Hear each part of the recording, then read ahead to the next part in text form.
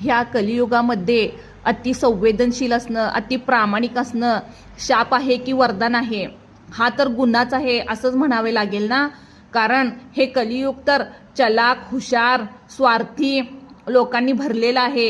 इथं प्रत्येकजण आधी स्वतः मी हेच म्हणत असतो. हां, सगळीच असं आहेत नाही, थोडीफार लोक चांगली सुद्धा आहेत, पण जास्त करून अशाच लोकांचं प्रमाण आता कलियुगात वाढलेलं आहे. खोट्याचं खरं करणारी लोक वाढलेली आहेत. स्वतःला वाचवणारी दुसऱ्यावरती ब्लेम करणारी माणसं वाढलेली आहेत. मग अशा परिस्थितीत आपल्यासारख्या प्रामाणिक लोकांचं खूप अवघड होऊन बसतं. कारण आपण एखाद्याला जर एखादं वचन दिलं, एखादं जर सांगितलं की मला हे तुला मदत करायचं आहे, मला हे तुला द्यायचं आहे, मग आपण कोणत्याही परिस्थितीत आपलं ते वचन पाळतो, कारण आपण प्रामाणिक असतो. पण आपण त्यावेळी अशा वेळी आपण अडचणीत येतो. पण ह्याचाच फायदा ही लोक घेतात, कारण ते हुशार चलाक असतात आणि पुन्हा पुन्हा आपल्याला ते वचनात अडकवायला बघतात. त्यांच्या चुका आपल्यावर लादून स्वतः नामांतराळे राहण्याचा प्रयत्न करतात आणि आपण प्रत्येक वेळी फसत जातो.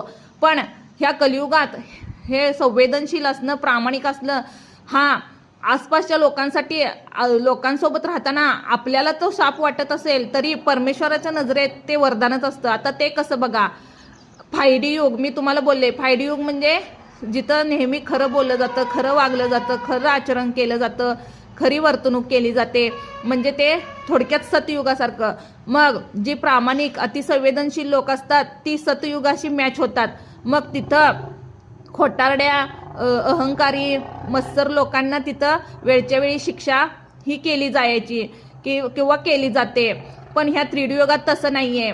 पण ह्याचा एक फायदा हा आहे की अशा भोळ्या बाबड्या अतिसंवेदनशील प्रामाणिक लोकांच्या पाठीशी प्रत्यक्ष अप्रत्यक्षपणे परमेश्वर उभा असतो. आपण आपल्या अशा साध्या स्वभावामुळे खूप अडचणींना ओढावून घेतो आणि ह्याचाच गैरफायदा ही हुशार चलाक लोक करून घेतात.